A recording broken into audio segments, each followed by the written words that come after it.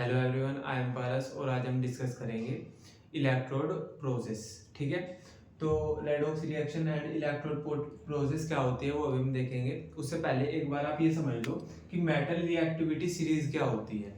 तो बेसिकली जैसा हमको पता होता है कि जो मेटल्स होते हैं वो उनके पास टेंडेंसी होती है अपने इलेक्ट्रॉन को डोनेट करने की, मतलब वो चाहत रखते हैं कि हम अपने इलेक्ट्रॉन को डोनेट कर दें। ठीक है, क्यों ऐसा क्यों कहते हैं वो, ताकि उनका ऑक्टेट कंप्लीट हो जाए और वो स्टेबल हो जाए। तो बेसिकली आपको ये पॉइंट याद रखना है कि जो मेटल्स होते हैं वो उनके पास टेंडेंसी होती है अपने इलेक्ट्रॉन को डोनेट करने की, मतलब वो चाहते हैं कि हम अपने इलेक्ट्रॉन को डोनेट कर दें।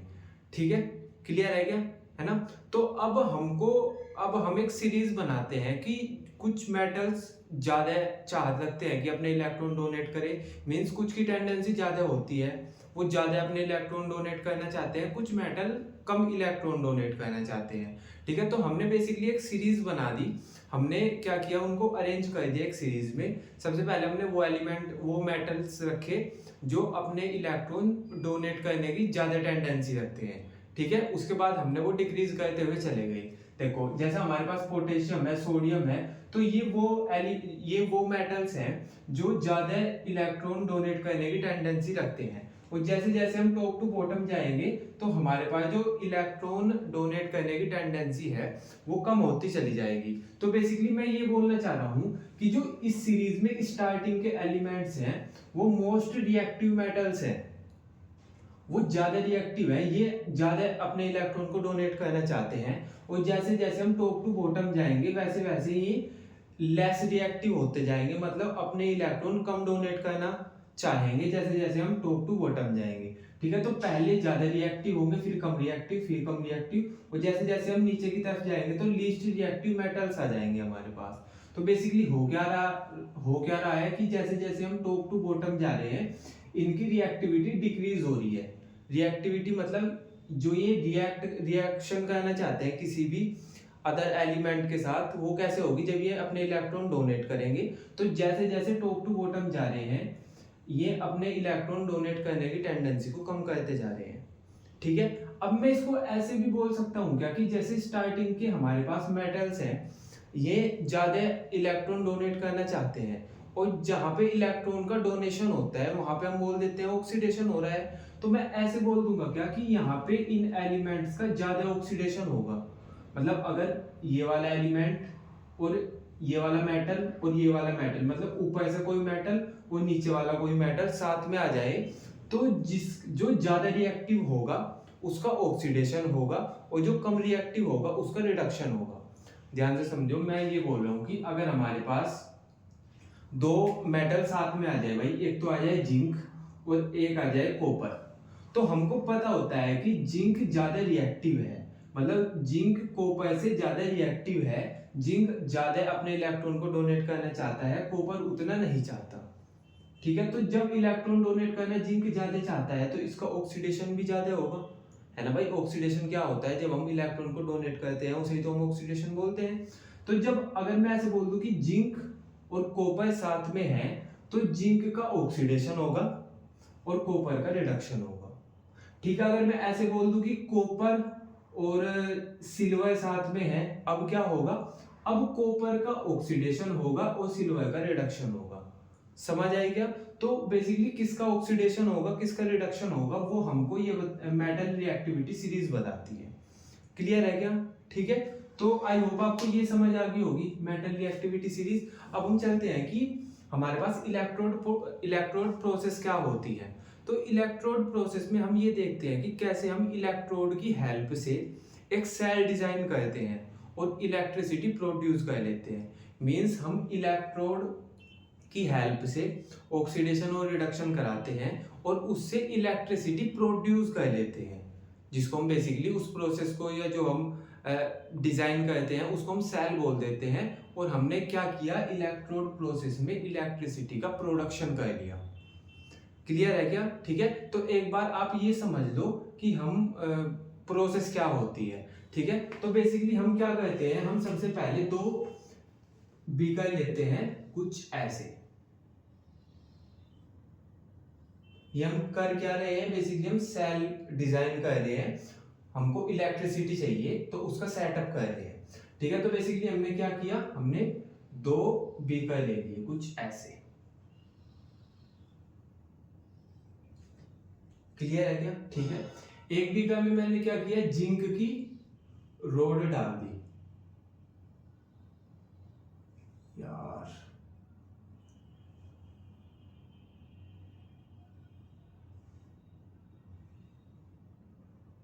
ठीक है। तो ये हमारे पास जिंक की रोड है, ठीक है। दूसरे में मैंने क्या किया, कॉपर की रोड डाल दी,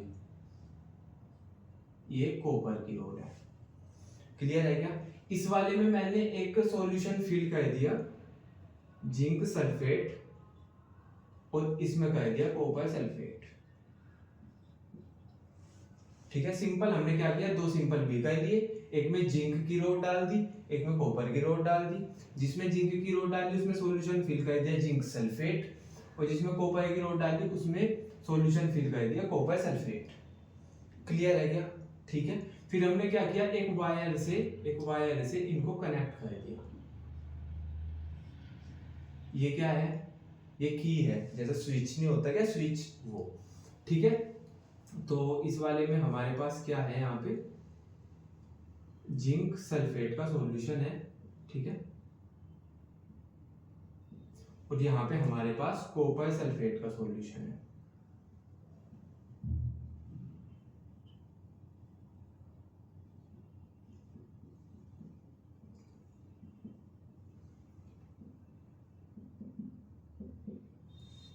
ठीक है। अब मैं यहाँ पे ये बोल रहा हूँ कि यहाँ पे रेडॉक्स रिएक्शन होगी, है ना, हम इनके बीच रेडॉक्स रिएक्शन कराएंगे, ठीक है। और अब रेडॉक्स रिएक्शन में एक का ऑक्सीडेशन होता है, एक का रिडक्शन होता है। तो मैं ये बोल रहा हूँ कि यहाँ पे जिंक का ऑक्सीडेशन होगा या कॉपर का, तो मेटल रिएक्टिविटी सीरीज हमने इसीलिए पढ़ी है कि हमको पता चल सके कि किसका ऑक्सीडेशन होगा किसका रिडक्शन। तो जिंक मेटल रिएक्टिविटी सीरीज में ऊपर की साइड आता है और कॉपर आता है नीचे की साइड। कॉपर लेस रिएक्टिव होता है, जिंक मोर रिएक्टिव होता है। तो हम जिंक का ऑक्सीडेशन करेंगे, क्यों, क्योंकि जिंक ऊपर की साइड आ रहा है और जो ऊपर की साइड आते हैं ये अपने इलेक्ट्रॉन को ज्यादा डोनेट करते हैं। अब जो इलेक्ट्रॉन डोनेट करेगा उसका ऑक्सीडेशन होगा, मींस डोनेशन ऑफ इलेक्ट्रॉन को ही तो हम ऑक्सीडेशन बोलते हैं। तो हम जिंक का ऑक्सीडेशन करेंगे और कॉपर का करेंगे हम रिडक्शन, ठीक है। तो जिंक का जब ऑक्सीडेशन होगा वो ऐसे होगा कि Zn है ये Zn+2 में चला जाएगा और 2 इलेक्ट्रॉन डोनेट कर देगा। भाई ऐसे ही तो होता है ऑक्सीडेशन, भाई Zn का ऑक्सीडेशन नंबर यहाँ पे 0 है, यहाँ पे Zn का ऑक्सीडेशन नंबर +2 है, तो 0 से 2 गया तो ऑक्सीडेशन नंबर इंक्रीज हुआ, तो यहाँ पे हमने बोलते हैं ये ऑक्सीडेशन हो गया Zn का। अब कॉपर का होगा रिडक्शन, तो ये ऐसे होगा Cu+2, 2 इलेक्ट्रॉन एक्सेप्ट करेगा और ये बना लेगा Cu, ठीक है। तो ये हो गया हमारे पास कॉपर का रिडक्शन, ठीक है। तो बेसिकली हुआ क्या, हमारे पास ये जिंक की रोड थी, इस Zn का ऑक्सीडेशन हो गया और ये Zn कन्वर्ट हो गया Zn+2 में। भाई Zn+2 में कन्वर्ट हो गया, तो हमको यहाँ पे बहुत सारे Zn+2 मिल गए, Zn+2 Zn+2 Zn+2, समझ रहे हो ना कि मैं क्या बोल रहा हूँ। भाई हमारे पास जिंक का ऑक्सीडेशन हो गया, जब जिंक का ऑक्सीडेशन हुआ तो जिंक Zn+2 में कन्वर्ट हो गया और 2 इलेक्ट्रॉन इसने रिलीज कर दिए। तो Zn+2 यहाँ पे हमारे पास सॉल्यूशन में इकट्ठा हो गया और जो 2 इलेक्ट्रॉन थे वो 2 इलेक्ट्रॉन इस वायर की हेल्प से, 2 इलेक्ट्रॉन थे ना ये, इस वायर की हेल्प से इस कॉपर की रोड पे चले गए, ठीक है। याद रखना कि ये 2 इलेक्ट्रॉन यहाँ पे आ चुके हैं, ठीक है। अब हमारे पास यहाँ पे क्या प्रेजेंट था, हमारे पास कॉपर सल्फेट का जो सॉल्यूशन था उसमें इस कॉपर सल्फेट को हम ऐसे लिख सकते हैं ना, Cu+2 और SO4 2 नेगेटिव, ऐसे लिख सकते हैं कॉपर सल्फेट को। तो यहाँ पे Cu2 पॉजिटिव और SO4 2 नेगेटिव प्रेजेंट थे।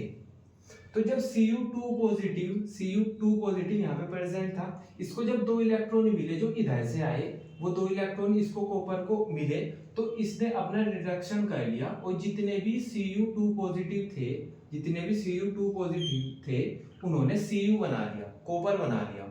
तो जितने भी यहाँ पे Cu2 पॉजिटिव थे वो कॉपर बना लिया उन्होंने, अपना रिडक्शन करा लिया और कॉपर बना लिया, और वो जो कॉपर है वो यहाँ पे डिपॉजिट हो गया ऐसे।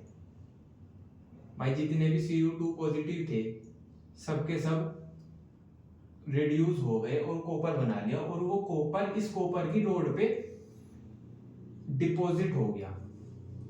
ठीक है, अब बचा क्या यहाँ पे, अब यहाँ पे बचे sulphate ion SO4 2 negative, SO4 2 negative, SO4 2 negative, SO4 2 negative. तो बेसिकली यहाँ पे Cu2 पॉजिटिव था, SO4 2 नेगेटिव था। Cu2 पॉजिटिव ने क्या किया, 2 इलेक्ट्रॉन लिए जो इधर से आए थे, 2 इलेक्ट्रॉन लिए और कॉपर बना लिया, और फिर वो कॉपर इस कॉपर की रोड पे डिपॉजिट हो गया। यहाँ पे क्या बचा, सल्फेट 2 नेगेटिव, SO4 2 नेगेटिव। अब ये प्रोसेस चलती रही, इधर जिंक ऑक्सीडाइज होता गया, 2 इलेक्ट्रॉन रिलीज करता गया, वो 2 इलेक्ट्रॉन यहाँ पे जो Cu2 पॉजिटिव था वो एक्सेप्ट करता रहा और कॉपर बनता रहा, और वो इसकी रोड पे डिपॉजिट होता गया। तो हम देखेंगे क्या कि यहाँ से जिंक निकल रहा है, भाई जिंक Zn+2 बना रहा है, तो ये वाली रोड पतली होती चली जाएगी, पतली होती चली जाएगी। क्यों, क्योंकि इसका जो Zn है वो Zn+2 में कन्वर्ट हो रहा है, और यहाँ पे क्या है, यहाँ पे जो कॉपर है, कॉपर की रोड है, और जो Cu2 पॉजिटिव था वो कॉपर बन रहा है। भाई Cu2 पॉजिटिव कॉपर में कॉपर बन रहा है, और वो कॉपर इसके ऊपर डिपॉजिट होता चला जाएगा। तो जैसे जैसे प्रोसेस आगे बढ़ेगी वैसे वैसे जिंक की रोड तो पतली होती चली जाएगी, थिन होती चली जाएगी, और जो कॉपर की रोड है वो मोटी होती चली जाएगी, थिक होती चली जाएगी। तो ये रोड थिन हो जाएगी और ये रोड थिक हो जाएगी। ठीक है, अब हुआ क्या कि जैसे जैसे ऑक्सीडेशन होता गया तो यहाँ पे बहुत सारे Zn+2 आयंस इकट्ठा हो गए, और यहाँ पे सल्फेट आयंस इकट्ठा हो गए। तो बेसिकली हुआ क्या था कि जैसे ही इसका जिंक का ऑक्सीडेशन हुआ, इधर से इधर इलेक्ट्रॉन गया, ठीक है, और जब इलेक्ट्रॉन का वाया से फ्लो हुआ तो हमारे पास इलेक्ट्रिसिटी प्रोड्यूस हो गई। तो जो हमारे पास करंट डेवलप हुआ, करंट प्रोड्यूस हुआ, उसकी जो डायरेक्शन थी वो इधर को थी, मतलब उसकी डायरेक्शन इधर थी। भाई जैसे जैसे जिंक का ऑक्सीडेशन हुआ, कॉपर का रिडक्शन हुआ, जिंक ने जो इलेक्ट्रॉन रिलीज किए थे वो कॉपर ने एक्सेप्ट किए और इलेक्ट्रिसिटी प्रोड्यूस हो गई, और उसका जो फ्लो था वो इलेक्ट्रॉन की डायरेक्शन के अपोजिट था। भाई इलेक्ट्रॉन इधर से इधर जा रहे थे तो इलेक्ट्रिसिटी इधर से इधर जाएगी, पर वो जो इलेक्ट्रिसिटी थी वो कुछ टाइम के लिए ही प्रोड्यूस हुई, फिर वो नहीं प्रोड्यूस हुई।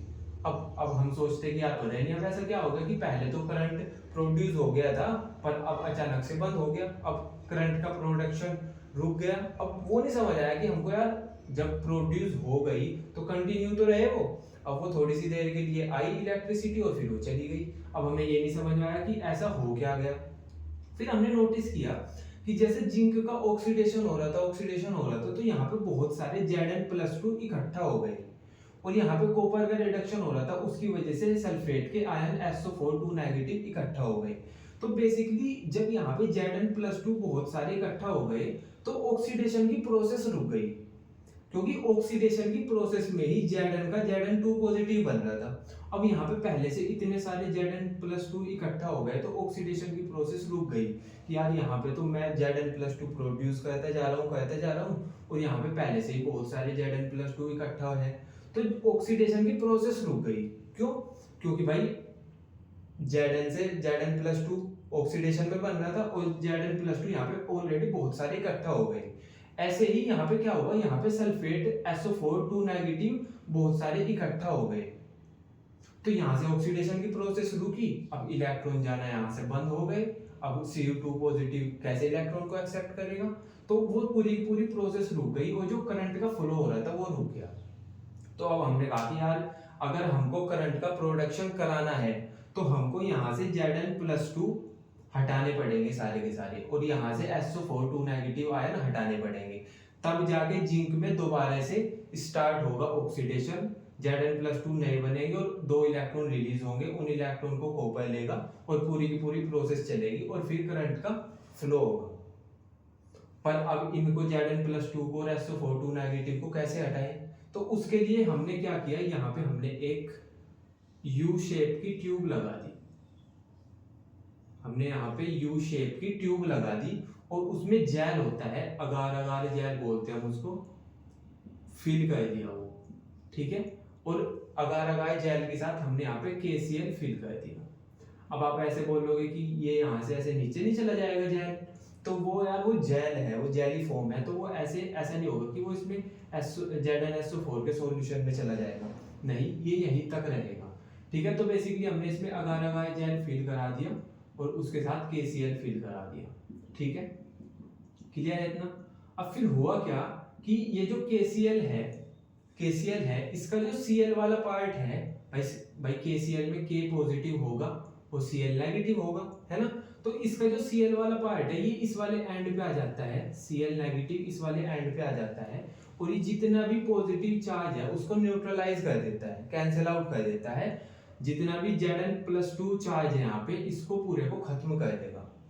और ऐसे ही जो K पॉजिटिव है वो इस वाले एंड पे आ जाता है और ये क्या कहता है, जो SO4 नेगेटिव चार्ज है इसको न्यूट्रलाइज कर देगा। तो बेसिकली हमने जो अगार अगार जेल के साथ KCl इस यू ट्यूब मतलब यू शेप की ट्यूब में फिल किया है, उसमें हुआ क्या कि Cl तो इधर Zn वाली रोड की साइड आके उसने पूरे सारे के सारा पॉजिटिव चार्ज जितना भी था उसको न्यूट्रलाइज कर दिया और जो हमारे पास पोटेशियम था K पॉजिटिव उसने जो नेगेटिव चार्ज था उसको न्यूट्रलाइज कर दिया।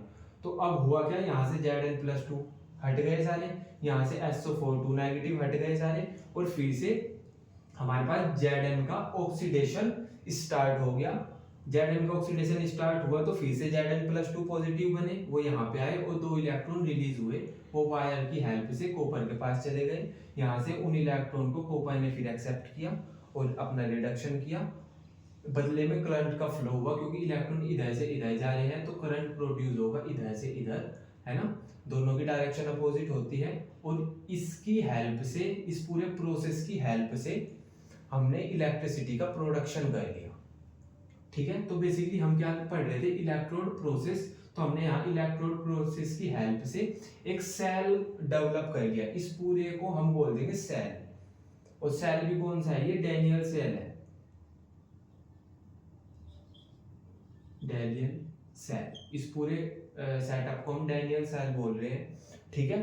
अब एक पॉइंट और रह गया, ध्यान से सुनना, जो हमारे पास जहां पे इसको ऐसे समझो, लोन याद करो, लोन, है ना। आप इसको ऐसे समझो कि जब भी जिसका भी ऑक्सीडेशन होगा उस इलेक्ट्रोड को हम लेफ्ट की साइड रखेंगे, है ना भाई। लेफ्ट वाले में Zn है, राइट वाले में कॉपर है। Zn का ऑक्सीडेशन हो रहा है, कॉपर का रिडक्शन हो रहा है ना। तो जिसका भी ऑक्सीडेशन होगा उसको हम लेफ्ट साइड की तरफ रखेंगे, है ना। तो लेफ्ट साइड की तरफ हम किसको रखेंगे, जिसका ऑक्सीडेशन होगा, ठीक है। और जिस इलेक्ट्रोड पे ऑक्सीडेशन हो रहा है उस इलेक्ट्रोड को बोल देंगे हम एनोड,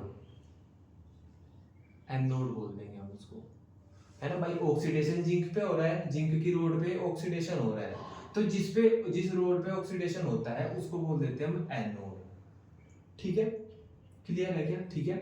और क्योंकि एनोड से ही इलेक्ट्रॉन निकल के कैथोड की तरफ जा रहे हैं, ये मैं ऐसे बोल दूं कि जिंक की रोड से इलेक्ट्रॉन निकल रहे हैं और कॉपर की रोड की तरफ जा रहे हैं, तो जिंक की रोड नेगेटिव नहीं हो जाएगी क्या, क्योंकि इससे इलेक्ट्रॉन का प्रोडक्शन हो रहा है। तो मैं ये बोल दूंगा कि जिंक की रोड नेगेटिव है, या तो मैं ऐसे बोल दूं या मैं बोल दूं एनोड नेगेटिव होती है।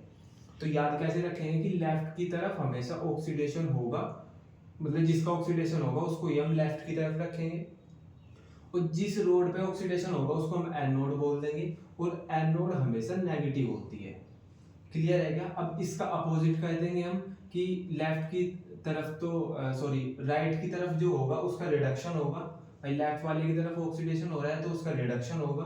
अगर हम लेफ्ट वाले को एनोड बोल रहे हैं तो इसको हम कैथोड बोल देंगे, इसको हम बोल देंगे कैथोड, ठीक है। अब एनोड नेगेटिव होती है तो कैथोड हो जाएगी पॉजिटिव, ठीक है क्या, क्लियर है क्या इतना, है ना। तो बेसिकली ये हमारे पास सारी चीजें हो गई, है ना, पूरी की पूरी मैंने आपको इलेक्ट्रोड प्रोसेस समझा दी, है ना। इसको बोल देंगे हम सोल्ट ब्रिज, ये रह गया था सोल्ट, इसको हम सोल्ट ब्रिज बोलते हैं, जिसमें अगार अगार जेल है और KCl है। क्लियर है क्या इतना? ठीक है। तो अभी हमको ये पता है कि यहाँ पे दो प्रोसेस हो रही है, मतलब भाई ऑक्सीडेशन हो रहा है और रिडक्शन हो रहा है। जिंक का ऑक्सीडेशन हो रहा है, कॉपर का रिडक्शन हो रहा है। तो हम यहाँ पे बोल देंगे कि यहाँ पे टू रेडॉक्स कपल है, मींस एक का ऑक्सीडेशन हो रहा है, एक का रिडक्शन हो रहा है, तो हम इनको टू रेडॉक्स कपल बोल देंगे। एक ये है, एक ये है, ठीक है, मतलब पेयर है। ठीक है। अच्छा, अब ये ऑक्सीडेशन हो रहा है, ये रिडक्शन हो रहा है, अब इनकी कंबाइंड रेडॉक्स रिएक्शन लिखे क्या, है ना? तो कंबाइंड रेडॉक्स रिएक्शन ये हो जाएगी जिंक, जिंक जो कि सॉलिड है, प्लस Cu+2 जो कि एक्वस है, Zn+2 बन गया ये एक्वस, और ये बन गया कॉपर सॉलिड। ठीक है। तो बेसिकली हो तो यही रहा है कि जिंक Zn से +2 में जा रहा है, ऑक्सीडेशन हो रहा है, और Cu है जो हमारे पास वो Cu2 पॉजिटिव से Cu में जा रहा है, तो ये हो गया हमारे पास रिडक्शन। क्लियर है क्या? ठीक है। तो आई होप आपको इतना क्लियर हो गया होगा, है ना? एफर्ट आपके बहुत सारे थे, क्योंकि भाई आज प्रपोज डे है ना? और प्रपोज डे है, वो तुम ये पढ़ रहे हो इलेक्ट्रोड प्रोसेस, तो एफर्ट तो यार तुम आ रहे हो, फिर समझ में तो आना चाहिए, है ना? ठीक है। तो बाकी फिर हम कल पढ़ेंगे। बाय।